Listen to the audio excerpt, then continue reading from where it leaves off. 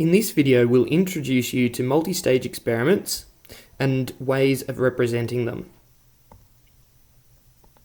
So a multi-stage experiment takes place in two or more distinct stages. Examples of these include flipping two or more coins, rolling two or more die, or rolling a coin and flipping a die. So there's obviously many more things you could do. You could spin something, you could generate something on a computer even, it could be a real life event. But these are just some common examples of multi-stage experiments. So when we have a multi-stage experiments, we generally need to fully represent the sample space of them. And generally we'll do this using a visual display. So in this section, in the upcoming videos, we're going to look at 4 different types of display.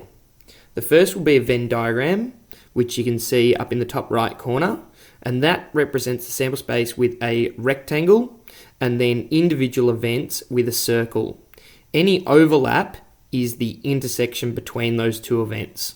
Tables and grids can be used when you've got two distinct stages. So the common example is rolling 2 dice, and you can see the full sample space of rolling 2 dice represented in that table that's just appeared.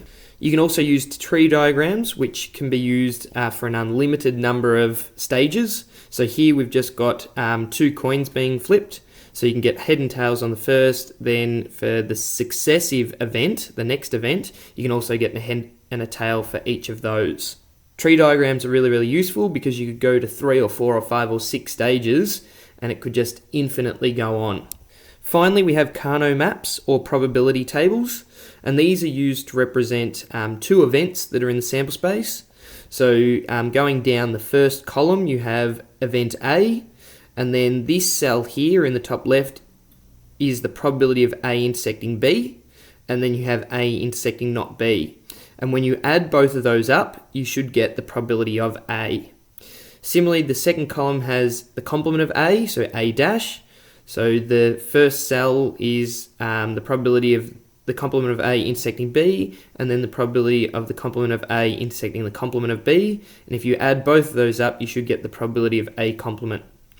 And as we know that A and A complement make up the entire sample space, alright, so A and A complement are mutually exclusive events that have the entire sample space covered.